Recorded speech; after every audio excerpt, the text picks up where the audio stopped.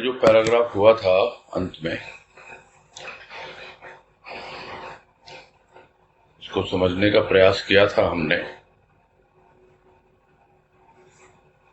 उसको पढ़ते हैं, फिर आगे बढ़ेंगे। कहा गुरुदेव ने, जल मीठा है। कैसे? इसमें चीनी मिश्रित है। चीनी न रहे जल जल ही है, मीठा नहीं। उदाहरण अवश्य स्थूल वस्तु का है, किंतु संकेत सूक्ष्म भाव की ओर है। कर्ण प्रिय ध्वनि के लिए मन व्याकुल हो जाता है, प्राण प्रिय ध्वनि तो प्रभु का प्रसाद है। वायु की ध्वनि तीव्र गति बतलाती, प्राणों की बांसुरी तो मनमोहन ही सुनाता है, जिसे सुन इंद्रियां तृप्त तथा सुप्त हो जाती है। यह अवस्था सुप्तावस्था से निराली है।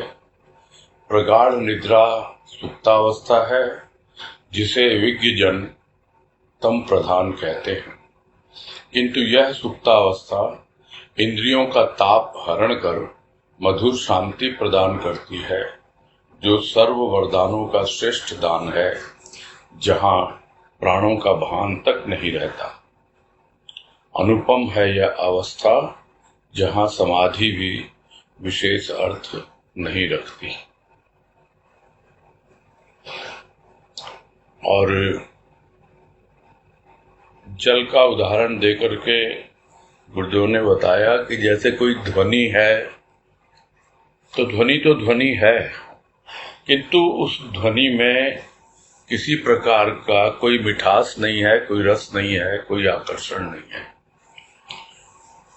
तो जब जिस प्रकार जल में चीनी मिश्रित हो जाती है, मिल जाती है, तो जल मीठा हो जाता है, वैसे ही जब प्राण प्रिय ध्वनि प्राणी के प्राणों तक पहुंच जाती है, तब उसे लगता है कि इस तरह की ध्वनि तो मैंने पहले कभी सुनी ही नहीं। और बार बार यह याद दिलाने की या याद करने की आवश्यकता नहीं होनी चाहिए कि ये सब बातें ऐसी ध्वनि की नहीं हो रही है जो कानों से सुनी जाती है। प्राणों से भी सुनी जाती है। ये सुनना शब्द ही हो सकता है हम सबको भ्रमित करता हो। यहाँ सुनने से तात्पर्य यही है कि हम उसे अनुभव कर रहे हैं, उसकी अनुभूति पा रहे हैं और फिर उसकी गहराई को जी रहे हैं। तो यह तो प्रभु का प्रसाद बन जाती है जब प्राणों को स्पर्श करती है ये ध्वनि। एक और जो ध्वनि कानों तक आती है, वायु का प्रकंपन, वायु की तीव्र गति उस ध्वनि को लेके आती है।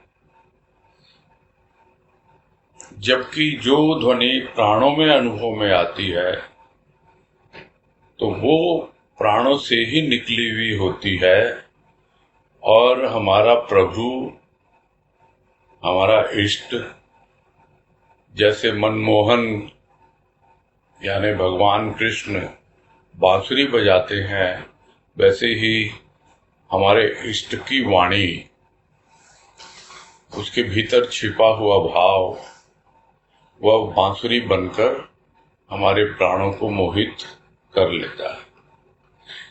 और कुछ ऐसी अवस्था बन जाती है प्राणों की कि प्राणी अपने प्राण उत्सर्ग करने के लिए प्रस्तुत हो जाता है। उसे प्राणों का तनिक भी भान नहीं रहता है। उसकी समस्त स्थूल और सूक्ष्म की इंद्रियां पूरी तरह तृप्त हो जाती हैं और तृप्त ही नहीं होती, सुप्त हो जाती हैं। जैसे कोई भी व्यक्ति यदि अच्छी तरह से, जिसको कहते हैं धाप के खा ले, तृप्त हो जाए, तो अपने आप ही उसको नींद आने लगती है।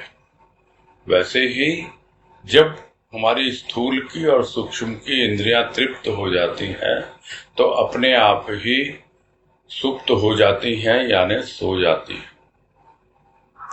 किंतु यह जो साधारण रूप से जो सुषुप्ति की अवस्था बताई गई है, गहरी नींद की अवस्था, उससे यह अवस्था बिल्कुल अलग होती है, क्योंकि सुप्तावस्था एक प्राकृतिक क्रिया है जो प्रत्येक दिन प्रकृति प्राणी मात्र के साथ घटित करती है। किंतु यह जो अवस्था है, भले ही तुलनात्मक रूप से एक जैसे लक्षण दिखलाई देते हों, किंतु वास्तव में सुषुप्ति तो बहुत दूर है। समाधि भी विशेष अर्थ नहीं रखती इस अवस्था के सामने। यही गुरुदेव हमें समझा रहे हैं कि इतनी शांति मिलती है, और जितना कुछ हमारा जन्म जन्मांतर का किया हुआ, उसे हम प्रयास कहें, पुरुषार्थ कहें, साधना कहें, कुछ भी नाम दें, वो सब कुछ चरितार्थ हो जाता है, एक वरदान स्वरूप हमें अपने प्रभु की कृपा से मिल जाता है। और यह जो वरदान है बिना मांगे मिलता है, और समस्त वरदानों से श्रेष्ठ है। लोग जप करते हैं, तप करते हैं, उसके सामने जो इष्ट है वो प्रकट होता है और पूछता है कि बोल तुझे क्या वरदान चाहिए। यह सब बातें नहीं होती हैं। इष्ट को पहले ही समझ में आ जाता है कि इसको क्या चाहिए, और वो भी उसके साथ जिसको कहते हैं वहां तक पहुंचाने में हमारी सहायता करता रहता है, कृपा करता रहता है। सब बातों का सार इतना ही है। यदि हमारा उस अवस्था के प्रति थोड़ा सा भी इंटरेस्ट हो, थोड़ा सा भी चाव हो, और चाव ये नहीं कि किसी ने कह दिया कि हाँ भाई मैं तो विदेश गया था घूमने, यूरोप गया था, फला फला जगह गया था, बहुत सुंदर है, ये है वो है, तो हमारे मन में आ गया चाव देखने का दूसरे के कहने से, ठीक है। किंतु यदि हमारे पास उसका बजट नहीं है, यदि वो पूंजी नहीं है, तो हम कैसे जा पाएंगे। साथ ही यदि हमारा शरीर अलाउ नहीं करता उसको, यानी कुछ न कुछ कमजोरी है, बीमारी है भीतर में, जो बात हो रही थी कि मन जो है वो हमेशा बुखार में ही रहता है, पूरा अंतःकरण जो है वो तपित है, तप रहा है अलग अलग ढंग से। तो यह सब जब हम अनुभव करते हैं तो सर्वप्रथम तो शांति की खोज होनी चाहिए, और वो शांति हमें मिलती है पूजा आराधना से। कल भी बात हो रही थी कि शांति मिलती है, तो धीरे धीरे जो भीतर का ताप है वो कम होता है, किंतु पूरी तरह से ताप हरण हो जाए, यह तो सद्गुरु की कृपा ही हो सकती है।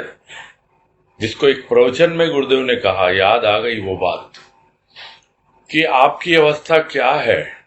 आपकी अवस्था एक जलते हुए तवे की तरह है, आपका अंतःकरण, और उस पे थोड़ी बहुत छींटे पड़ते हैं, थोड़े बहुत प्रेम और भाव के, तो हल्का सा ठंडा भी होता है, किंतु वो छींटे मालूम नहीं कहाँ उड़ जाते हैं, और फिर से आप उस तवे को दुनियादारी की आंच पे रख देते हैं, फिर से ताप लगने लगता है उसमें। तो यही जीवन बना रहता है। थोड़ी देर को मिलती है शांति, क्षणिक मिलती है, फिर वैसे का वैसा। फिर कहते हैं उसी प्रवचन में कि आपको तो एक अनवरत वर्षा की आवश्यकता है ताकि आपका जो तवा है वो हमेशा हमेशा के लिए शीतल हो जाए, आपके ताप का पूरी तरह हरण हो जाए। और इसी अवस्था का वर्णन यहाँ पे गुरुदेव कर रहे हैं। और यह अवस्था समाधि भी कुछ नहीं है इसके सामने। क्यों? क्योंकि ये एक सहज समाधि है जिसको सद्गुरु की कृपा से बड़ी आसानी से अनुभव किया जा सकता है। हाँ, जो जो उपादान उसके लिए आवश्यक है वो हमें करना होगा, किंतु सद्गुरु हमेशा हमारी सहायता करने के लिए प्रस्तुत रहते हैं। आगे कह रहे हैं कि प्राणों को मोहित करना सरल कार्य नहीं, जबकि मन ही मोहित नहीं होता साधारण ध्वनि सुनकर। प्यार के दो शब्द सुनकर प्राणी प्राण न्यौछावर कर बैठता है। वहां सूक्ष्म ध्वनि का प्रभाव तो अनुभवी ही जान पाता है।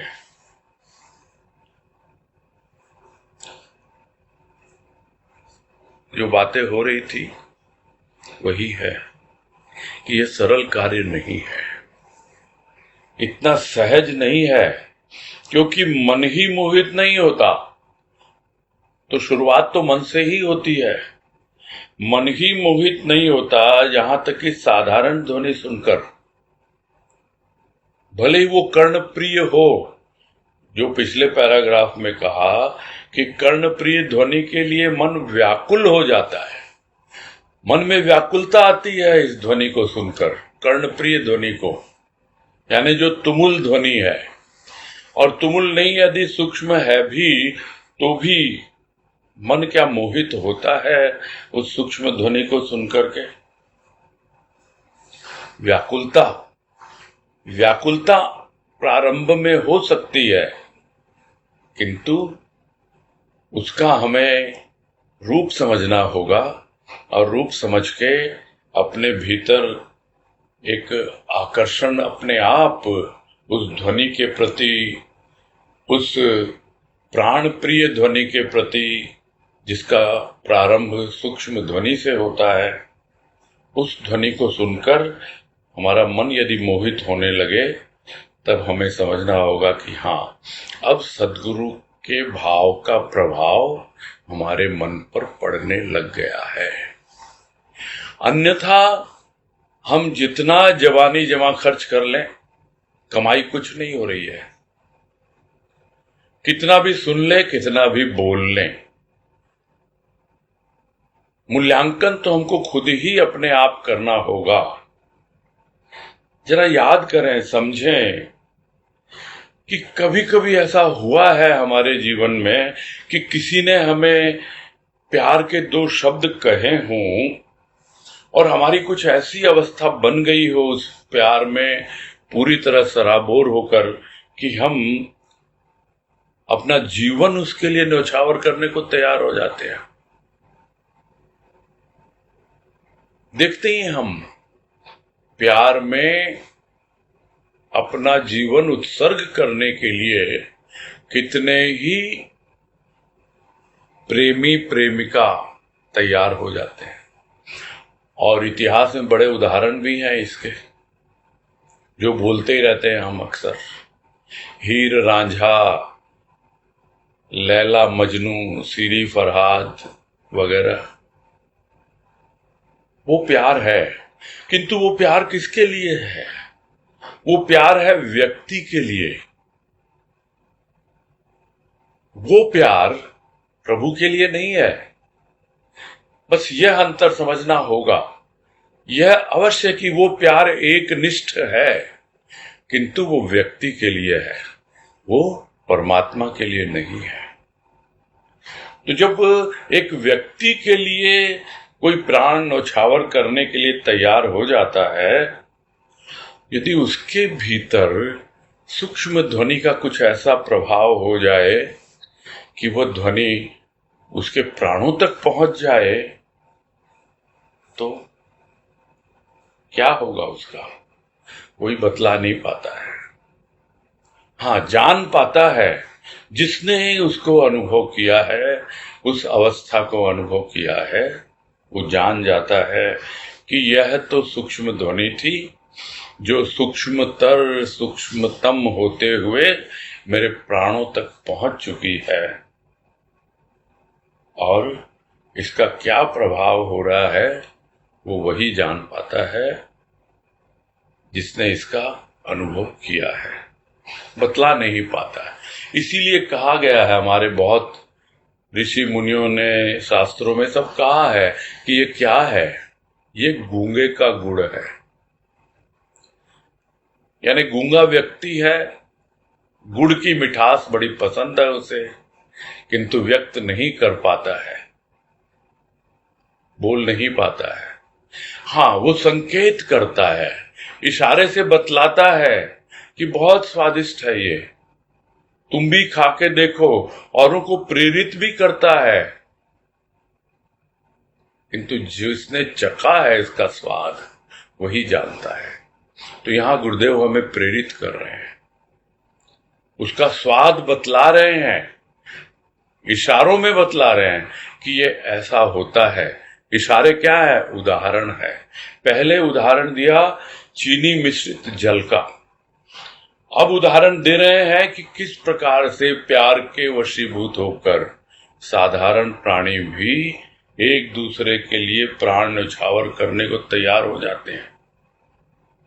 तो फिर यदि ये ध्वनि प्राणों तक पहुंच जाए तो अनुभव होगा, तभी पता लगेगा कि मेरे साथ क्या हो रहा है। आगे कह रहे हैं कि ज्ञान विज्ञान बुद्धि प्रदायक है, किंतु मन का क्षेत्र इस बुद्धि बल से भिन्न है। खिन्नता भिन्नता अभिन्नता में परिवर्तित होती है जब प्रसन्नता का भाव प्रसारित होता है रोम रोम में। वायुमंडल के कण कण में ध्वनि व्याप्त है, और इसी ध्वनि में व्याप्त है वह महिमा मंडित प्राण उल्लासिनी ध्वनि जिसे प्राप्त नहीं किया जाता, उसी में समा जाता है प्राणी का प्राण।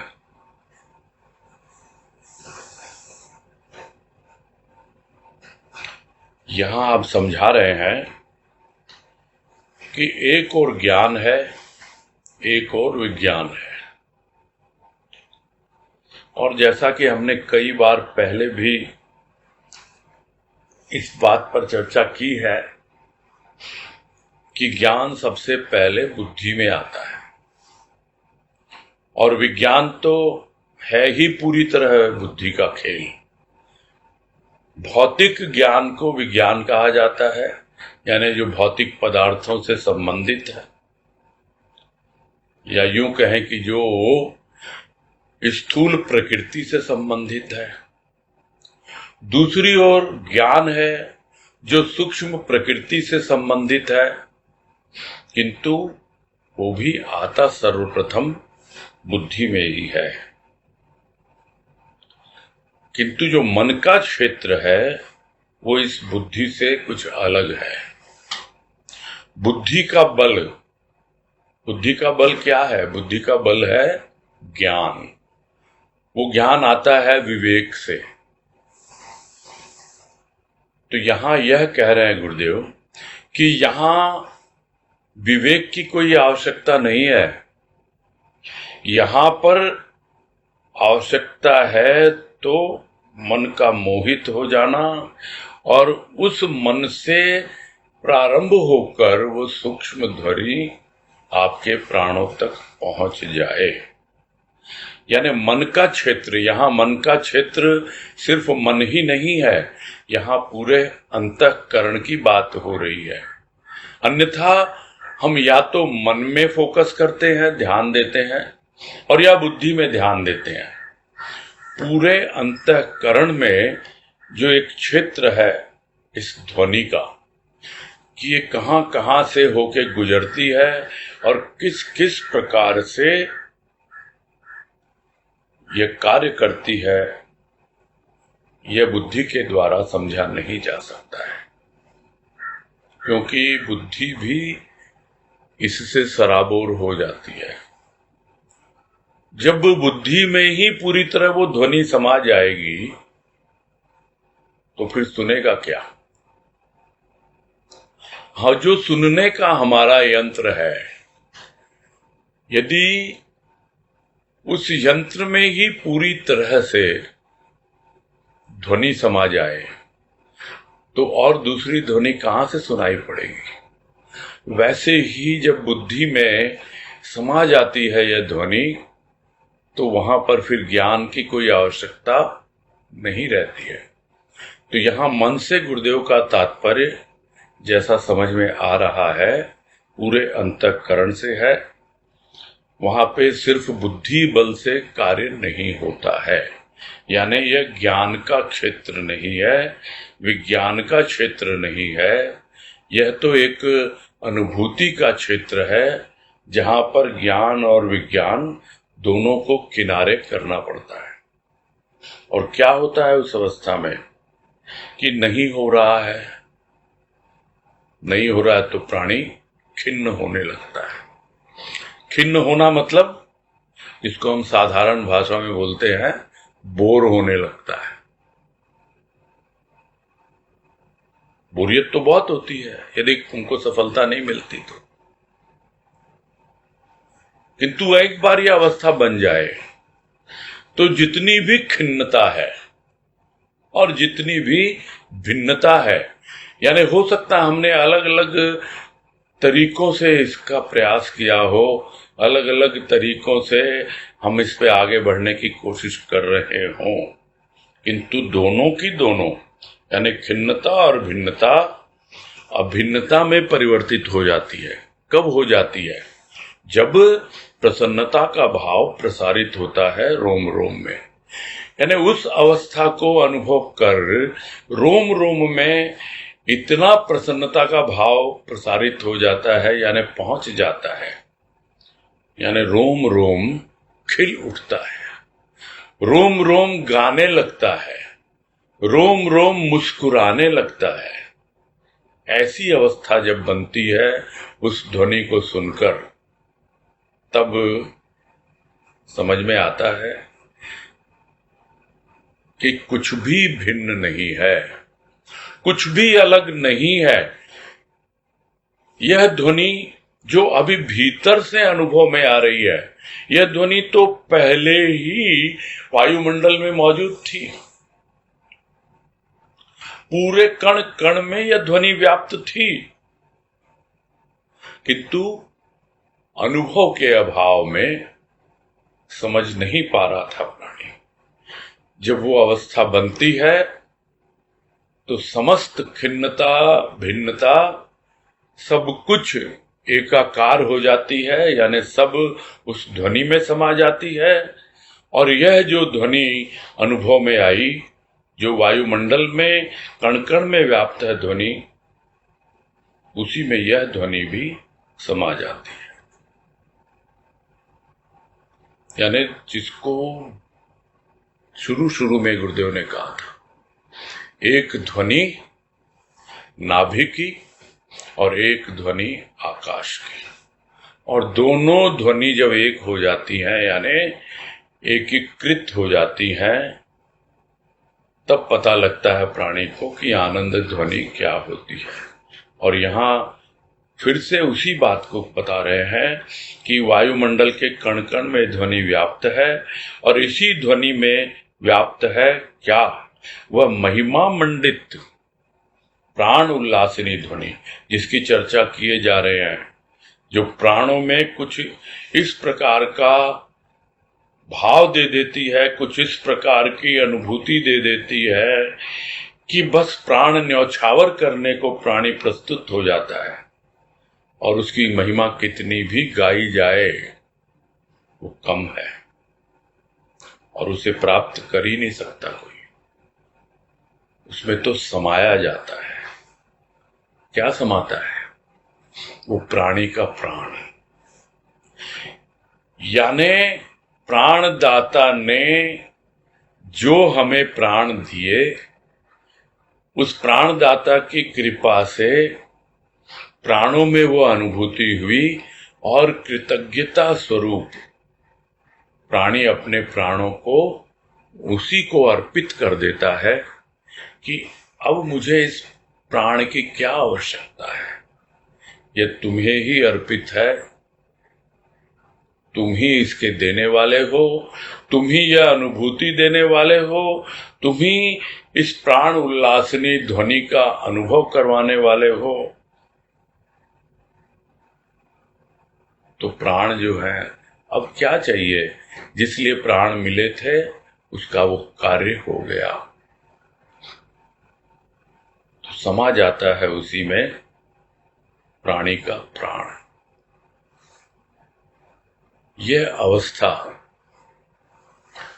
पता नहीं मरने के बाद किसी को अनुभव होती हो या ना होती हो, किंतु संत महापुरुषों को जीते जी यह अवस्था अनुभव हो जाती है, तभी वो उसका वर्णन इस ढंग से कर पाते हैं।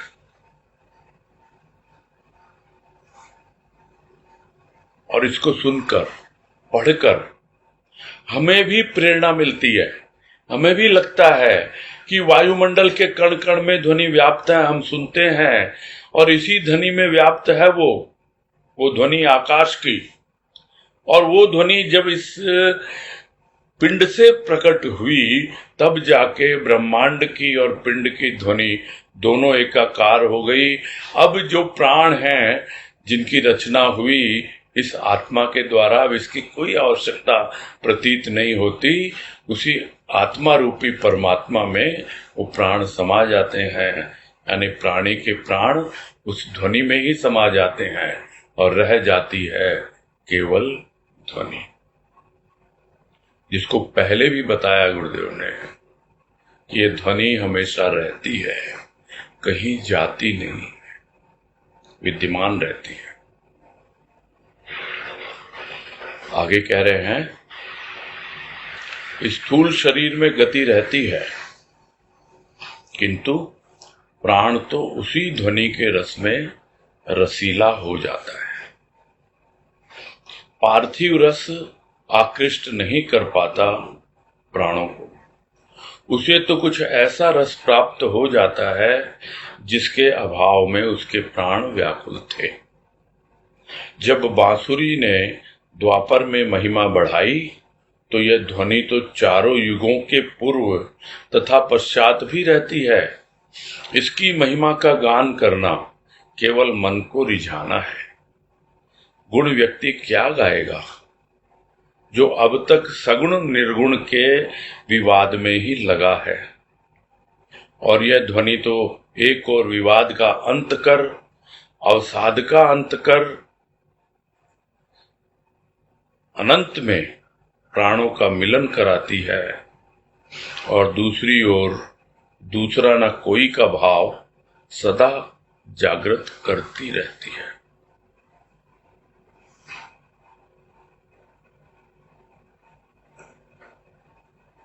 अब उसके बाद की अवस्था का वर्णन है कि एक बार जब उस ध्वनि का अनुभव हो जाता है, उसके बाद क्या होता है। उसके बाद स्थूल शरीर में गति रहती है, क्योंकि स्थूल शरीर तो चलता रहेगा। प्राणी का प्राण उस ध्वनि में समा गया, उस प्राणदाता के साथ एकीकृत हो गया, किंतु स्थूल शरीर तो है अभी विद्यमान, उसमें तो गति है, किंतु प्राण तो उसी ध्वनि के रस में डूबा रहता है, हमेशा उसी से सराबोर रहता है और रसीला हो जाता है। मतलब बस रस पूर्ण हो गया। जो बात पहले भी आई कि परमात्म रूप हो गया, वो रसो वही स, रस ही है वह, और वो कोई और नहीं है, वो परमात्मा है जो रस रूप है। तो प्राण उसी ध्वनि का रस जो है, जो अनुभव किया, उसी में हमेशा सराबोर रहते हैं। और जो बाहर के रस जो है, पार्थिव रस यानी भौतिक दुनियादारी के स्थूल के कार्यों में उसे जरा भी रस नहीं मिलता है और कोई आकर्षण उसका रहता ही नहीं है। कम से कम उसके प्राणों को तो आकृष्ट नहीं कर पाता है यह पार्थिव रस यानी भौतिक रस, दुनियादारी का रस। क्यों? क्योंकि उसे तो कुछ ऐसा रस प्राप्त हो चुका है जिसके अभाव में उसके प्राण व्याकुल थे। पहले उसके प्राणों में बस एक ही चाहत थी कि मेरे प्राणों में मैं उस सूक्ष्मतम ध्वनि का अनुभव करूं, उस आनंद ध्वनि का अनुभव करूं जो मुझे हमेशा आनंद दे, मेरे रोम रोम में प्रसन्नता का भाव दे, मेरा रोम रोम हमेशा मुस्कुराता रहे, गुनगुनाता रहे। इस भाव से जब वो अनुभव करता है और उस रस को जब प्राप्त कर लेता है एक बार, क्योंकि उसी के लिए प्राण व्याकुल थे, तो फिर ये सब तो चीजें छोटी मोटी ये बातें उसको बिल्कुल भी आकर्षित नहीं करती हैं। समझ जाता है कि एक समय था जब कृष्ण ने बांसुरी बजाई थी द्वापर में, किंतु यह ध्वनि जो अब अनुभव में आई है, यह ध्वनि तो चारों युगों के पूर्व भी थी। द्वापर ही नहीं, त्रेता ही नहीं, सतयुग के भी पहले से थी वो, और इस कलयुग के बाद भी रहेगी। इसमें कोई संदेह किसी को होना ही नहीं चाहिए। तो जब द्वापर में बांसुरी की ध्वनि ने महिमा बढ़ाई, अपनी द्वापर की युग की महिमा बढ़ाई, तो यह तो हमेशा ही रहती है। तो जो प्राणी जिस किसी युग में भी कभी भी इसका अनुभव करेगा तो वो उसकी महिमा का गान करता ही रहेगा, क्योंकि यह ध्वनि है ही महिमा मंडित, यह ध्वनि है ही प्राण उल्लासिनी, यानी प्राणों में उल्लास भर देती है। जिसके लिए प्राण व्याकुल थे, बुझे बुझे से थे, वो प्राण उल्लसित हो जाते हैं, उल्लसित हो जाते हैं। तो क्या महिमा गाए वो? ठीक है, मन को रिझाने के लिए महिमा गान किया जाता है।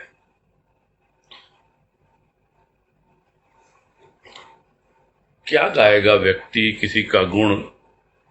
इस ध्वनि का गुण, सगुण का गुण, निर्गुण का गुण। तो कोई सगुण का गुण गाने में लगा है, कोई निर्गुण का गुण गाने में लगा है। जो सगुण का गुणगान करता है वो निर्गुण को नीचा दिखाता है, जो निर्गुण का गुणगान करता है वो सगुण को नीचा दिखाता है।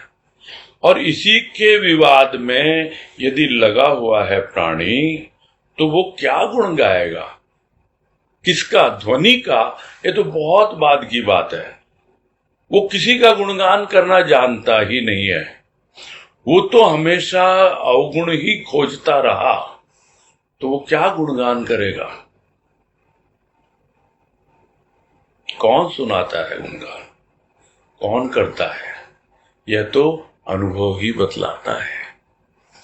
और ये सब बातें करते करते एक भजन की पंक्तियां याद आ गई जो गुरुदेव की कृपा से लिखा गया था कि गुण निर्गुण के कौन सुनावे,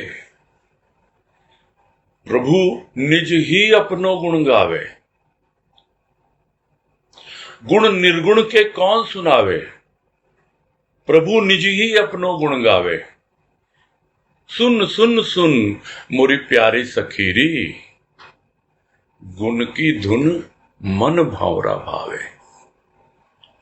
ये मन भंवरे को गुण की धुन अच्छी लगती है, इसीलिए गुणगान करते हैं हम, क्योंकि मन भंवरा गुनगुनाना जानता है, गुनगुनाना चाहता है। और कौन कर रहा है गुणगान? निर्गुण का गुणगान क्या कोई कर सकता है?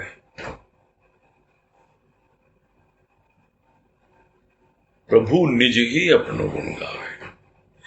यह तो खुद ही प्रभु भीतर बैठकर निर्गुण निराकार बनकर अपना गुणगान कर रहा है, जो बाहर प्रकट होता है सगुण साकार में। अन्यथा कौन किसका गुणगान कर सकता है? कौन ध्वनि का गुणगान कर सकता है? और करता भी है तो मन रिझाता है, मन भावरा गुनगुनाता है और रिझता है उस गुणगान को करके। यही कह रहे हैं यहां पर कि इसकी महिमा गान करना केवल मन को रिझाना है। गुण व्यक्ति क्या गाएगा जो अब तक सगुण निर्गुण के विवाद में ही लगा है? और यह ध्वनि जब अनुभव में आ जाती है तो विवाद का अंत कर, अवसाद का अंत कर, अनंत में प्राणों का मिलन कराती है। तो एक और विवाद है, कोई विवाद नहीं सगुण निर्गुण में। समझ में आ गया कि प्रभु निज ही अपनो गुण गावे, निर्गुण निराकार बन के अपना ही गुणगान कर रहा है। और यह जो गुणगान है ये मन भौरे को बहुत अच्छा लग रहा है, मन रीझ रहा है। और जब गुणगान करता है तो वो अपनी जिह्वा के द्वारा उसका रसपान करता है और मन भी रसपान करता है। तो कोई विवाद है ही नहीं अब सगुण निर्गुण का। और अवसाद तो तब होता है जब प्राणी जो चाहता है वो उसे उपलब्ध ना हो। कहां अब वो अवस्था? अब तो अपने इष्ट की कृपा से उसे सब कुछ मिल गया, उस ध्वनि का अनुभव हो गया जो कभी सोचा भी न था। प्राण व्याकुल थे, यह भी नहीं समझ पा रहा था कि ये प्राणों में व्याकुलता है तो इस ध्वनि को सुनने के लिए है, इस ध्वनि का अनुभव करने के लिए है। और अब क्या हुआ? बस विवाद का अंत हो गया और अवसाद जो आजकल बहुत कॉमनली चला हुआ है चारों ओर, बहुत ज्यादा है अवसाद यानी डिप्रेशन। जब कुछ करने चलता है प्राणी और उसमें हर बार निराशा हाथ लगती है तो हताश हो जाता है प्राणी। और वह जो हताशा है वो उसे हत कर देती है, यानी आशा की हत्या कर देती है। फिर उसे किसी से भी कोई आशा नहीं रहती। प्राणी अपने आप को यही समझता है कि दुनिया में मेरा कोई नहीं है, कोई मुझे न जानता है न चाहता है, न कोई मुझे प्यार करता है, न कोई मुझे समझता है। और धीरे धीरे वो अवसाद में डूबता चला जाता है। और जिस किसी को भी हम में से कुछ इसी प्रकार का अनुभव हुआ होगा वो समझ पा रहे होंगे कि जैसे जैसे हमारे जीवन में सद्गुरु की कृपा से भाव आया वैसे वैसे अवसाद दूर होने लग गया। यह एक अलग अवस्था होगी जब हम उस ध्वनि को प्राणों तक पहुंचा पाए। किंतु जब ध्वनि पहुंच जाती है प्राणों तक तो विवाद का अंत होता है। गुण निर्गुण क्या, किसी भी प्रकार का जो भी वाद विवाद है, जो भी द्वंद्व है, जो भी झगड़ा है, जो भी बहसबाजी है, तर्क वितर्क है, कुछ नहीं। बहुत करते हैं हम पहले, ये कैसे हो सकता है, वो कैसे हो सकता है, किसी और से करें या ना करें, अपने आप से ही करते हैं। तरह तरह के सवाल जवाब हम भीतर करते ही रहते हैं। यह मन में चलता रहता है। और जब मन उसका कोई हल नहीं निकाल पाता है, तब जाकर निराशा हताशा घेरती है और हम सोचते हैं अब क्या करें क्या न करें। तो उसका भी अंत हो जाता है। और इतना ही नहीं, जो असीम है, जो अनंत है, वो परमात्मा, उसमें मिलन कराती है प्राणों का। यानी उसके साथ उसके प्राण और हमारे प्राण दोनों एकाकार हो जाते हैं और कोई दूसरा रहता ही नहीं है वहां पर फिर। यानी दूसरा कोई है ही नहीं। बस पहले क्या, एक मैं और एक तुम, दोनों मिले इस तरह मिल गए, प्राणों की अनुभूति में मिल गए, और जो पल में होना था वो तो होना ही था। वो अनुभूति तो होनी ही थी सद्गुरु की कृपा से। जब दोनों के प्राण एकाकार हो गए तो अब दूसरा कोई है ही नहीं, बस एक है। अब पता नहीं लगता कि वो है या मैं हूं। दोनों के प्राण उस ध्वनि में ही समा गए। जो पहले कहा कि उसी में समा जाता है प्राणी का प्राण। अब दूसरा कोई नहीं है, एकमात्र वही ध्वनि है जो पहले भी थी, आज भी है और आगे भी रहेगी। तो यह जो दूसरा न कोई का भाव हमेशा हमेशा के लिए जागृत कर देती है कि अब द्वैत है ही नहीं, मेरे मन में कोई दुई का भाव नहीं है, अब केवल मात्र एक है, बस एक है। वो एक ओंकार जिसको कहते हैं, एक धर्म विशेष सिखों में कहा जाता है एक ओंकार। तो ये एक ओंकार क्या है? यह भी ध्वनि का एक शब्द रूप है। ये ओंकार एक अक्षर है, बल्कि ये एक ऐसा अक्षर है जो शब्द है। इसमें 3 अक्षर समाये हुए हैं, अ, उ और मैं, और वो सब एक हो जाते हैं। और जिस ध्वनि को यह ओंकार जागृत करता है, ओम की ध्वनि को, उसी ध्वनि में सारे शब्द, सारे भाव विचार, यह सूक्ष्म स्थूल और ये प्राण सब उसी में समा जाते हैं। अब दूसरा न कोई और कोई है ही नहीं। बस यही पूरा करते हैं आज।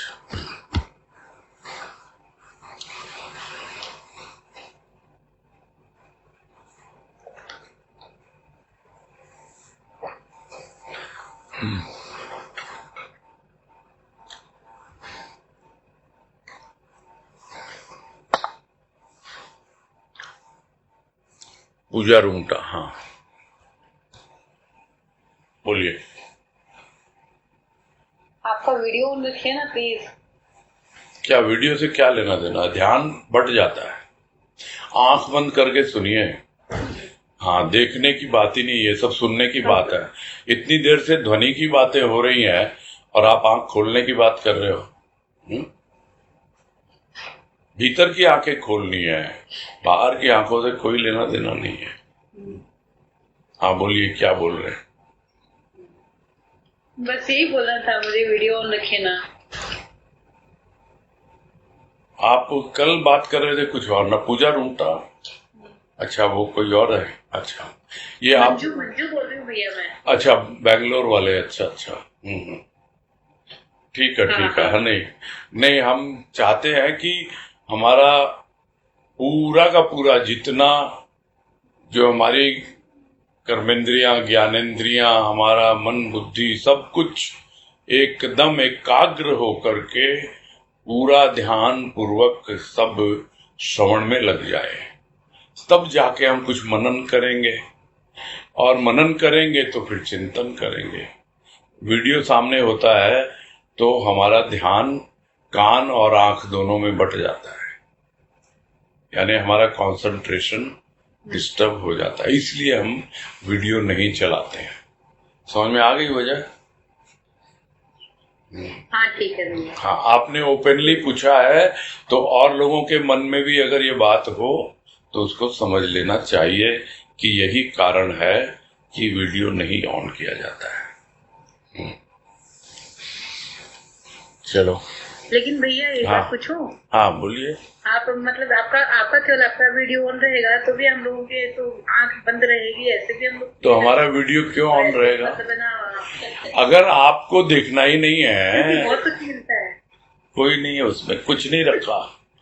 आपके भीतर अंदर मन, अंदर घट में झांकना है। आपके अंतर घट में आपका इष्ट बैठा हुआ है, उसका ध्यान करिए, उसको देखिए सूक्ष्म की आंखों से। सामने जो बोल रहा है ना, उसका चेहरा मत देखिए, है ना। वो कौन सा गाना है ना, दिल को देखो चेहरा न देखो, है ना। तो चेहरे में कुछ नहीं रखा है। ठीक है। लेकिन संतों के तो चेहरे में रखा है ना बहुत कुछ भैया। हाँ तो देखो ना, गुरुदेव का चेहरा देखो, सब दिखेगा आपको। ठीक है। ठीक है भैया। हाँ प्रणाम भैया। हाँ, हरिओम हरिओम। हाँ, और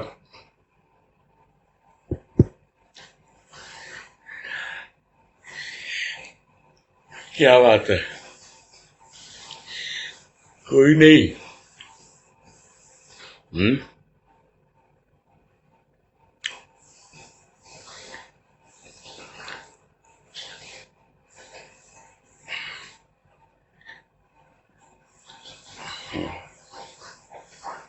अच्छा, आप अपने नाम से आइए क्या स्वाति आज? पहले स्वाति को ही देते हैं, अनीता सुधा दोनों से बाद में बात करेंगे। हाँ बोलो स्वाति। प्रणाम ताऊ जी। हाँ हरिओम, बोलो।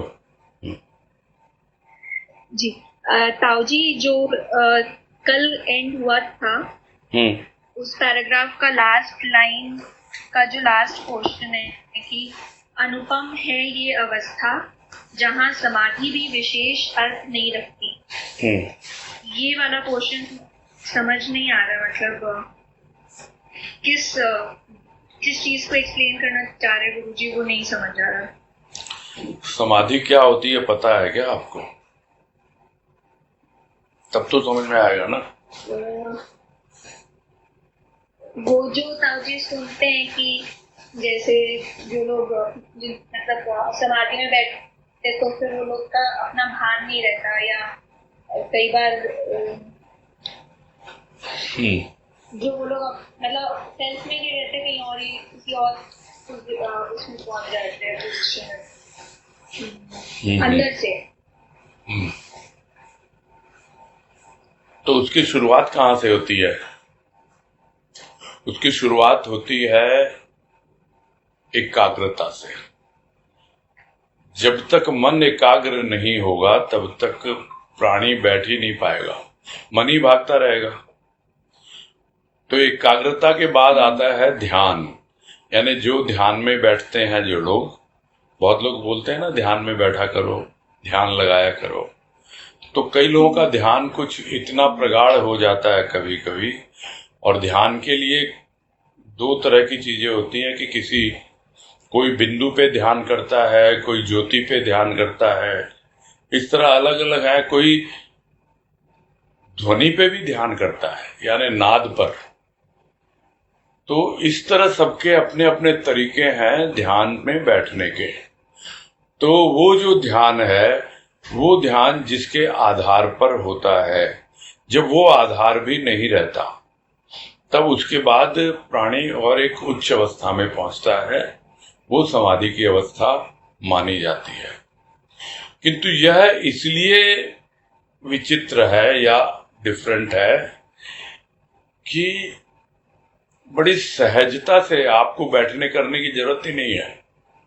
आपको न तो ध्यान लगाने की जरूरत है, न कुछ और आवश्यकता है। आप बस भीतर में जो प्रोसेस बताया गुरुदेव ने, प्रारंभ कीजिए आप श्रवण से, सुनिए, और जैसे जैसे वो ध्वनि अपना सूक्ष्म प्रभाव डालेगी तो आप उस पे मनन कीजिए। तो मनन करेंगे मन के द्वारा, जब मनन करेंगे मन के द्वारा तो हमें कुछ अनुभव मिलेंगे सूक्ष्म में।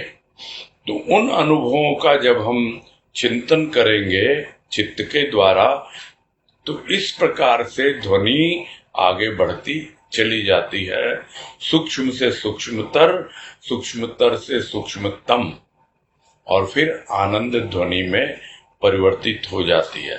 तो यह अवस्था जब बनती है, उस अवस्था का पहले वर्णन कर दिया गुरुदेव ने। यह अवस्था समाधि की अवस्था से भी बिल्कुल निराली है, ये बिल्कुल अलग है, और समाधि भी विशेष अर्थ नहीं रखती है उस अवस्था विशेष में। समझ में आ गई बात? जी ताऊ जी, और एक जैसे ये पूरा सुन रहे हैं तो वेरी फ्रैंकली कुछ भी हम लोग को कनेक्ट, मतलब मैं पर्सनली कुछ भी उतना कनेक्ट नहीं कर पा रही हूँ। जैसे आप बोले भी थे कल परसों कि हम लोग बहुत जन सुन रहे होंगे तो ऐसा लग रहा होगा कि हम इन चीजों से कनेक्ट नहीं कर पा रहे हैं। ऐसा लग रहा है कि जो चीजें बोली जा रही हैं उनको हम कब फील कर पाएंगे या कब ऐसा होगा। तो ऐसे पोजीशन में अपने आप को कैसे मोटिवेटेड रखें इस नवरात्र में? जो शुरुआत पूरा प्रोसेस इसमें डीमोटिवेट नहीं हो जाए, इसमें पूरा प्रोसेस बताया है। कुछ समझ ही नहीं आ रहा। अरे स्वाति, ऐसा है कि इसमें पूरा प्रोसेस बताया है गुरुदेव ने। आप सुनो ना, जो मन को रस मिलता है वो सुनोगे ना, वो सुनोगे तब तो सूक्ष्म में कुछ प्रभाव होगा। आप तो सिर्फ दुनियादारी की ध्वनि सुनते रहे हो, तुमुल ध्वनि सुनते रहे हो जो रोजमर्रा के काम में आती है, तो आप तो फिर क्या है, उसी में लगे रहोगे, तब तो आप कुछ कर ही नहीं पाओगे। मोटिवेट क्या होगा? मोटिवेट के लिए तो है पूरा का पूरा जो लेख गुरुदेव ने लिखा है कि आप अगर सत्संग भी कर रहे हो, कोई भजन भी सुन रहे हो, कोई प्रवचन भी सुन रहे हो, तो सुन रहे हो ना, पूरे ध्यान से सुनो, और आपके भीतर कुछ भाव का प्रभाव हुआ क्या? और अगर भाव का कुछ प्रभाव हुआ है तो आप उसमें मनन कीजिए ना। मनन करने के समय में आपको कुछ और सूक्ष्म की जो अनुभव मिलेंगे सूक्ष्म के, वो आपको आगे बढ़ाएंगे। मोटिवेट क्या करने से होता है? मोटिवेट खाली बातों से कोई मोटिवेट नहीं होता है जी। हाँ, आप करिए, जो प्रोसेस इसमें बताया गया है, जो तरीका बताया गया है, उस पे चलिए तो अपने आप आपको रिजल्ट मिलेंगे। बिना रिजल्ट के कोई मोटिवेशन होता नहीं है। खाली जो बोलते हैं ना, ऐसे ही बोल देने से नहीं होता है, उस पे चलना होता है, फॉलो करना होता है, तब रिजल्ट मिलेंगे। हाँ, और तब मोटिवेशन आएगा जी, है ना? जी जी जी, थैंक यू। हाँ ठीक है। हाँ, हरिओम। हाँ, सुधा तुलसियान बोलिए। हाँ नमस्कार, बोलिए। इसमें दो एक बात आई थी, खिन्नता भिन्नता अभिन्नता में परिवर्तित होती है जब प्रसन्नता का भाव प्रसारित होता है रोम। तो अभिन्नता में परिवर्तित तात्पर्य मतलब हम तब फील करने लग जाते हैं ना कि वो और मैं अलग नहीं, कि मैं और वो, मतलब वहां थोड़ा बहुत, मतलब वो उसको एहसास होने लग जाता है। इसीलिए वो रोम मतलब सारा, मतलब उससे प्रसन्नता आवाज आपकी कट रही है, अब आ ही नहीं रही है। अच्छा, हाँ अब आई। हाँ अब आई, अब आई, अब आई। हाँ हाँ, और पास में नहीं है। नहीं, आवाज कट रही थी, मैं बोल रहा। हाँ बोलिए। वो मैं आपका प्रश्न तो समझ गया, फिर भी आपको डाउट कहाँ है ये बताइए। डाउट क्या है इसमें? मतलब वो अभिन्नता, मतलब अभिन्नता का मतलब फिर कुछ भी अलग नहीं है, कुछ भी अलग नहीं है। सब कुछ उस ध्वनि में समा जाता है और रोम रोम में उसका अनुभव होने लगता है। रोम रोम जो है उस ध्वनि की जो गूंज है उससे गूंजता है और वो जो भाव उसे अपने प्राणों में अनुभव में आया। अन्यथा उसके पहले खिन्नता भी थी, भिन्नता भी थी, अब वो अवस्था उसकी नहीं है। अब जो भिन्न समझता था, जो ब्रह्मांड की ध्वनि और पिंड की ध्वनि, अब कोई भिन्न नहीं है। वही ध्वनि मेरे भीतर है जो ध्वनि पूरे ब्रह्मांड में व्याप्त है। उसको वो अनुभव मिल जाता है। वो आगे बता दिया ना, फिर एक्सप्लेन किया ना कि वायुमंडल के कण कण में ध्वनि व्याप्त है। हाँ। और इसी ध्वनि में व्याप्त है वह महिमा मंडित प्राण उल्लासिनी ध्वनि, जिसे प्राप्त नहीं किया जाता, उसी में समा जाता है प्राणी का प्राण।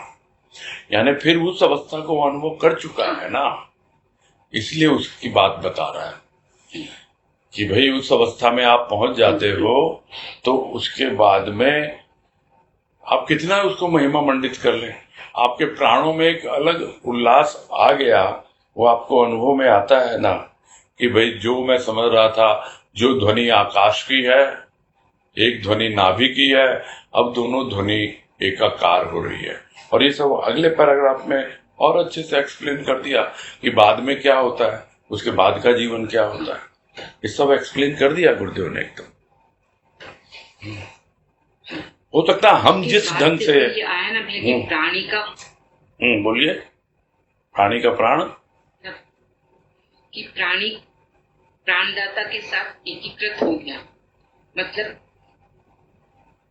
तो ये बात आई थी। तो प्राणी तो जब एकीकृत हो गया मतलब ये तो फिर आत्मा अनुभूति की बात हो गई ना, कि वो मतलब जैसे एक तरफ प्राण एक तरफ आत्मा है, तो पूरा एकीकृत हो गया, एक ही भाव अपने आप को एक ही फील कर रहा है। तभी वो यहाँ पे सिर्फ ध्वनि की बात हो रही है, यहाँ पे आत्मा परमात्मा की बात नहीं हो रही है। यहाँ ज्यादा से ज्यादा प्राणों की बात हो रही है। वो हो सकता है वो वही अवस्था हो सकता है आप जो बोल रहे हो कि भाई ठीक है, दोनों के प्राण एक हो गए तो आत्मा परमात्मा एक हो गया, या दोनों की आत्मा एक हो गई, कुछ भी कह सकते हैं उसको। यहां तो कह रहे हैं कि दोनों के प्राण जो है वो उस ध्वनि में समा गए, ये कह रहे हैं।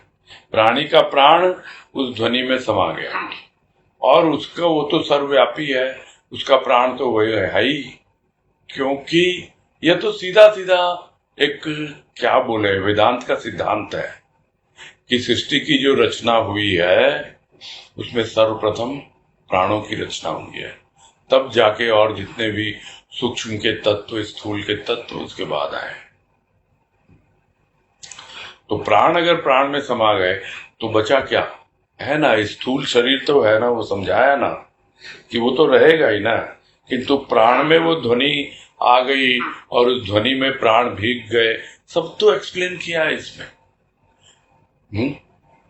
हाँ भैया, हाँ भैया। जो चीज समझ में नहीं आई होगी वो बाद में समझा दी है गुरुदेव ने अच्छे से, है ना। ठीक है। हाँ भैया। नेक्स्ट। प्रणाम। हाँ, हरिओम। अनीता तुलसियान, बोलिए। प्रणाम भैया। हाँ नमस्कार, बोलिए।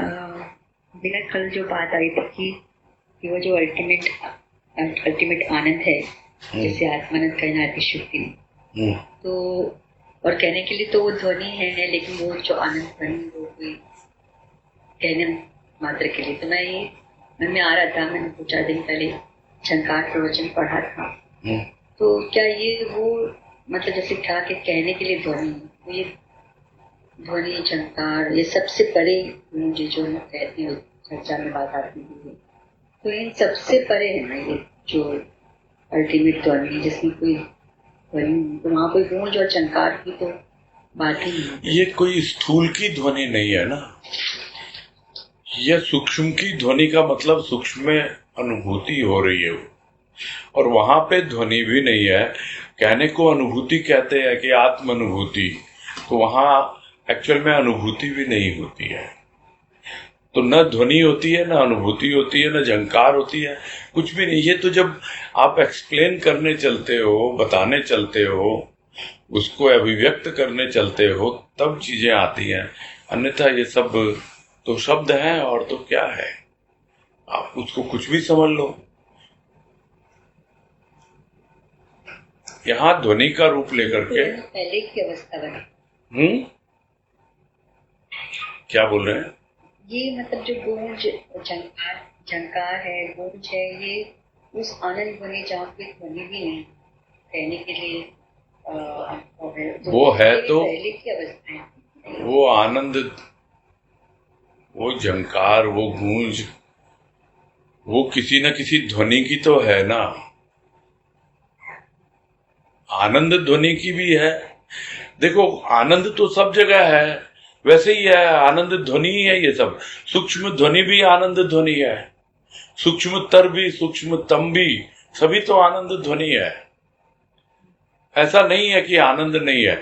जो बात जो एब्सोल्यूट की बोल रहे हो, प्योर की बात बोल रहे हो, वहां पे तो ध्वनि है ही नहीं। वो समझने के लिए होता है। आप उसको आत्मा बोल दो, उसको आनंद बोल दो, उसको आत्मानंद बोल दो, कुछ भी बोल दो, आप तो है ही नहीं, उसका कोई नाम ही नहीं है, उसका कोई शब्द ही नहीं है। इसीलिए उसको शून्य कहते हैं लोग।